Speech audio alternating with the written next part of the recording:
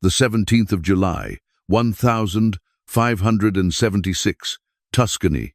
The sun rises over one of Italy's most opulent villas. But inside, a Grand Duchess lies lifeless in her bed. Her name, Eleonora de Garcia di Toledo. Her age, just 33. And her death, anything but ordinary. Whispers spread like wildfire across Renaissance Europe. Wasn't an illness. This wasn't an accident.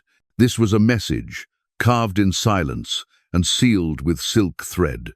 Some say her own husband had her mouth sewn shut while she was still alive. Why would a powerful duke commit such a horrific act? What secret did this woman dare to speak or worse, dare to feel? Today, we unearth one of the darkest legends of the Italian Renaissance, a story of obsession, betrayal, and a punishment so gruesome, history itself tried to bury it.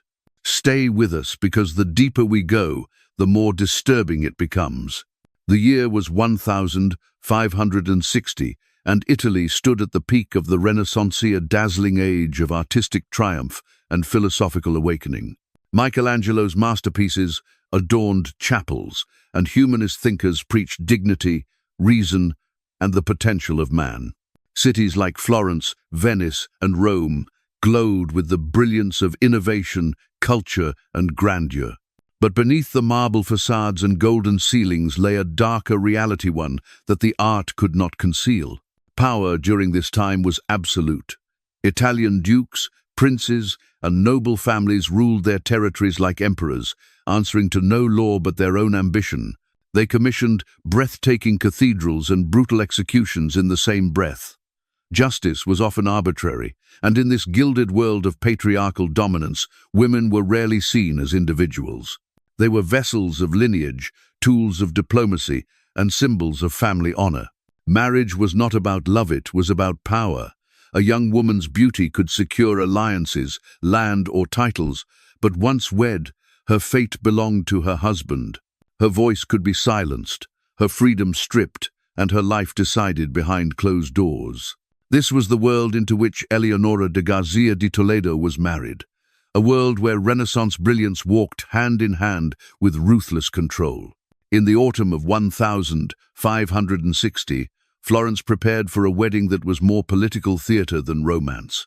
At just 17 years old, Eleonora de Garcia di Toledo arrived from Naples, beautiful, poised, and entirely unaware that her fate had already been sealed. She was to marry Francesco de' Medici, heir to the powerful Medici dynasty and future Grand Duke of Tuscany. The union was no fairy tale. It was a strategic alliance crafted to strengthen the ties between the Florentine state and the Spanish crown. Eleonora's father, a Spanish viceroy, offered prestige and influence. The Medici offered power and protection. Their marriage was a transaction wrapped in velvet and gold. The wedding took place at the lavish Palazzo Pitti, where nobles from all over Italy gathered to witness the ceremony. Eleonora dazzled the court with her dark beauty and elegant bearing. Draped in the finest Florentine silks, she looked every inch the perfect duchess. But beneath the pageantry, the seeds of tragedy had already been sown. She had no voice in this arrangement, no choice, no escape. What she believed to be the beginning of a noble life would instead become a gilded prison. And her charming prince, a man consumed not by love, but by control. Behind the glittering walls of the Palazzo Pitti, Eleonora de Garcia di Toledo lived not as a duchess but as a prisoner in silk. Her husband, Francesco de' Medici, was not just a ruler of Florence. He was a man consumed by obsession. From the moment they wed, his love twisted into something far darker, a need to dominate every breath she took. Eleonora was forbidden to leave the palace without his permission. She could not receive visitors unless supervised, nor speak to male servants unless another woman was present. Her daily life was monitored, restricted, and controlled. Though surrounded by luxury and beauty, she lived like a porcelain doll, admired, dressed up, and silenced. For nearly a decade, she played her role with grace. She gave Francesco 4 children and upheld the image of a devoted wife at court. But behind her composed smile was a woman slowly suffocating under the weight of control. She was a Grand Duchess in name, but a caged soul in truth. This was not love.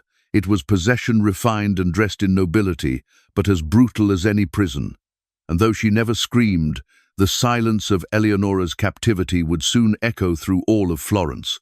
In the oppressive silence of the Florentine court, Eleonora de Gazia di Toledo found something she hadn't known in yearshope. It arrived not in a royal decree or a political alliance, but in the form of a humble young poet and tailor named Pietro Bonaventure. The year was 1573. Eleonora, trapped in a gilded prison under the obsessive control of her husband, Francesco de' Medici, met Pietro by chance. What began as simple conversations about poetry and philosophy soon blossomed into something far more dangerous: forbidden love. Pietro was everything. Francesco was not gentle, curious, and captivated by Eleonora, not as a duchess, but as a woman with dreams, thoughts, and a soul. For the first time in years, Eleonora dared to believe in freedom. For 3 years, they met in secret beneath the shadows of the Palazzo Pitti's gardens, exchanging love letters and whispering plans of escape. In a world where women were property and honor was policed with violence, their love was a radical, reckless, beautiful, and doomed. But in Pietro's arms, Eleonora didn't feel like a duchess or a prisoner. She felt human, and for a fleeting moment, that was everything she had ever wanted. The year was 1576, and the walls of the Palazzo Pitti had eyes. Eleonora believed her secret was safe, tucked away in poems, whispered conversations, and midnight walks through hidden gardens. But Francesco de' Medici, Duke of Tuscany, had built a court of shadows where loyalty was bought, and betrayal was inevitable. One of Eleonora's ladies-in-waiting, bribed with gold and favor, revealed the truth. Every glance, every letter, every stolen kiss between the Grand Duchess and the poet Pietro Bonaventure was laid bare. When Francesco learned of the affair, he did not scream. He didn't need to. His rage simmered with terrifying precision. Pietro was arrested that very night. The young poet, once filled with dreams and verses, was thrown into a dungeon and tortured mercilessly. Francesco personally oversaw the interrogation, forcing Pietro to confess every detail of the forbidden romance. Once satisfied, the Duke ordered the execution in complete secrecy. No trial, no farewell.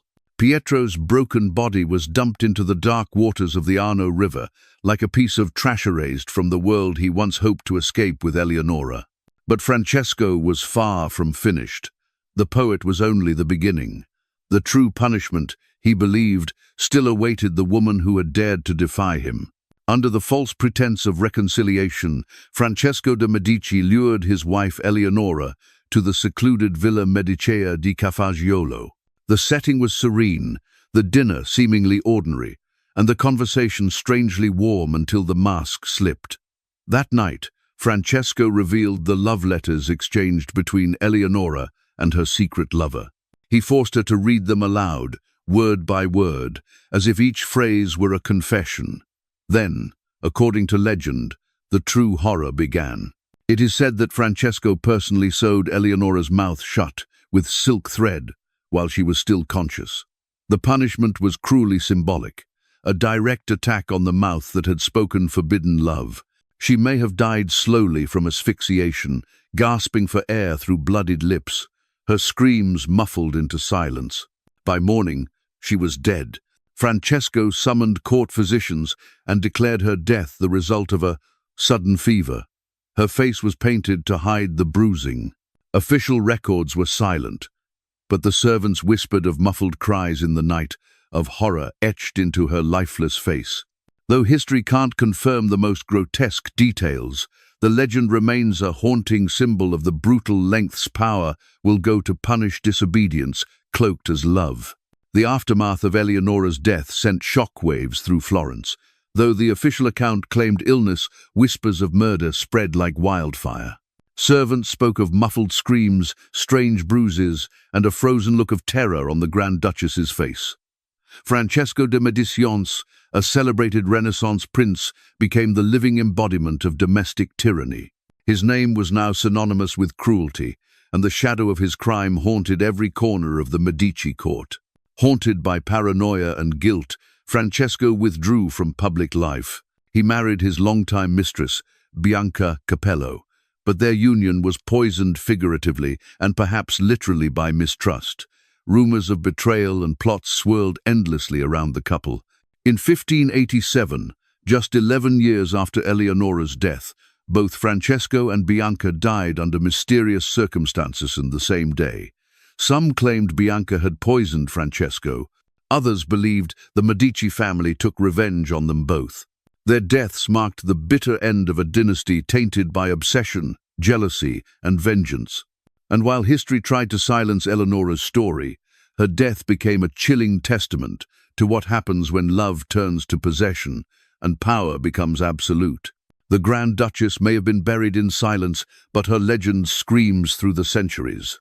Eleonora de Gazia di Toledo's story did not end with her death. It became legend. Her name, once spoken in hushed reverence within Florence's palaces, now echoes through the shadows of history as a haunting symbol of injustice.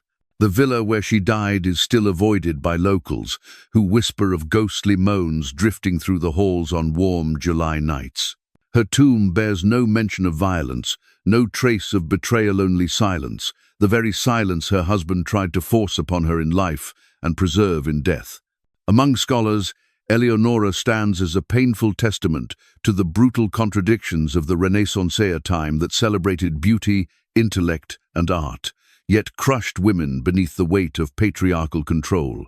Her tragic fate embodies the punishment of love in a loveless marriage, the corruption bred by absolute power, and the domestic violence hidden beneath velvet and gold. Though centuries have passed, Eleonora's legacy still speaks, not with words but with the chilling reminder that history often silences its most broken voices. Her life was stolen, her story nearly erased, but her suffering remains a dark mirror held up to power, control, and the deadly cost of silence.